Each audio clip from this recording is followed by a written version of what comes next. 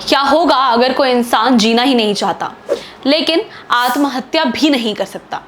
क्या सच में इंसान को अपने जीवन पर पूरा अधिकार नहीं है? महाभारत में भीष्म पितामह ने बाणों की शैया पर लेटे लेटे अपनी इच्छा मृत्यु चुनी थी, लेकिन आज के दौर में क्या ऐसा संभव है?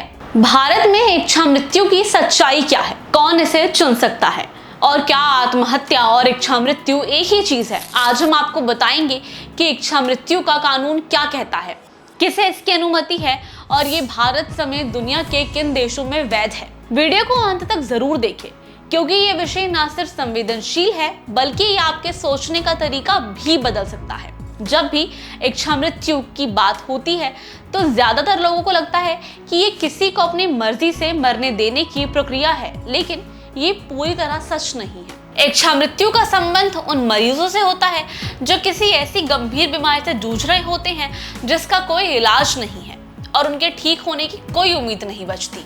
ऐसे में अगर कोई इंसान लगातार असहनीय पीड़ा में है तो क्या उसे ये अधिकार नहीं होना चाहिए कि वो खुद तय कर सके कि उसे कब और कैसे इस दुनिया से विदा लेना है? भारत में इच्छा मृत्यु का मामला पहली बार गंभीर रूप से तब उठा जब मुंबई की नर्स अरुणा शानबाग 42 साल तक कोमा में पड़ी थी। वो ना बोल सकती थी, ना चल सकती थी और ना ही खुद को महसूस कर सकती थी।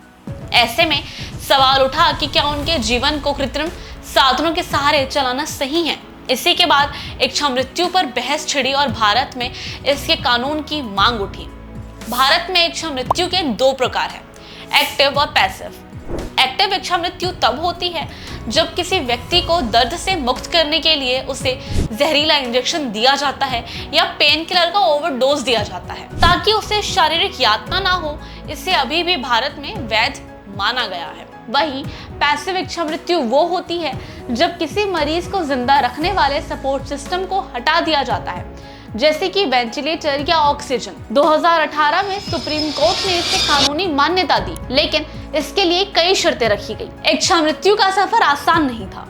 साल 2011 में अरुणा शानबाग केस के बाद सुप्रीम कोर्ट ने पहली बार इस पर विचार किया और 2018 में ये स्पष्ट किया कि संविधान के अनुच्छेद 21 के तहत हर इंसान को सम्मानपूर्वक जीने का अधिकार है, तो फिर उसे सम्मानपूर्वक मरने का अधिकार क्यों नहीं है? कोर्ट ने निष्क्रिय इच्छा मृत्यु यानी पैसिव यूथेनेशिया को मंजूरी दी और ये भी कहा कि मरीज की लिविंग विल यानी जीवित वसीयत होनी चाहिए जिसमें उसने पहले से ही इच्छा मृत्यु के लिए सहमति दी हो। लेकिन इच्छा मृत्यु की अनुमति देने की प्रक्रिया इतनी आसान नहीं है। इसके लिए मेडिकल बोर्ड, जिला कलेक्टर और न्यायिक मजिस्ट्रेट से मंजूरी लेनी पड़ती है।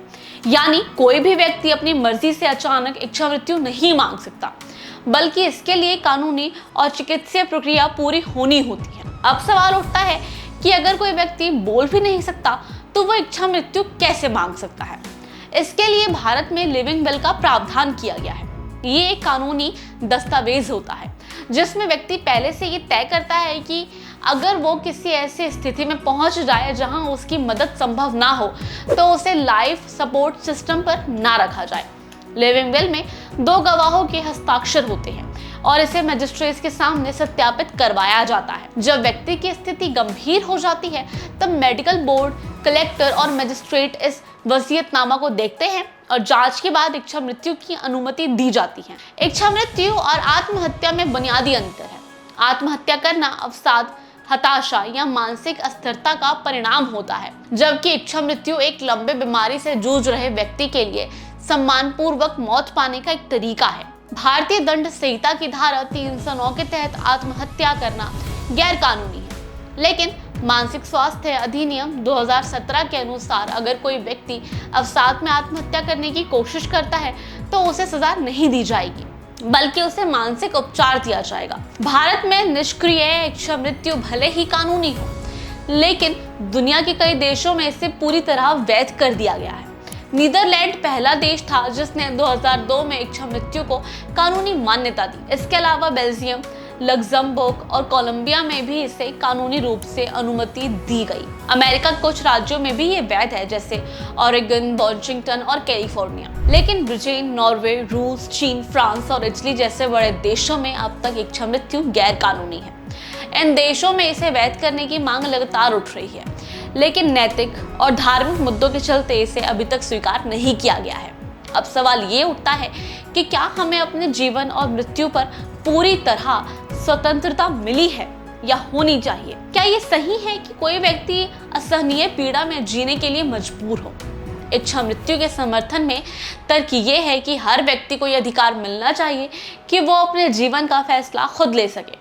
लेकिन इसका दूसरा पहलू ये भी है कि अगर ये कानून ज्यादा आसान बना दिया जाए तो लोग कहीं इसका दुरुपयोग तो नहीं करेंगे। आपका इस मुद्दे पर क्या विचार है? हमें कमेंट करके जरूर बताइएगा और इस वीडियो को अपने दोस्तों के साथ शेयर कीजिए ताकि इस संवेदनशील मुद्दे पर जागरूकता फैलाई जा सके।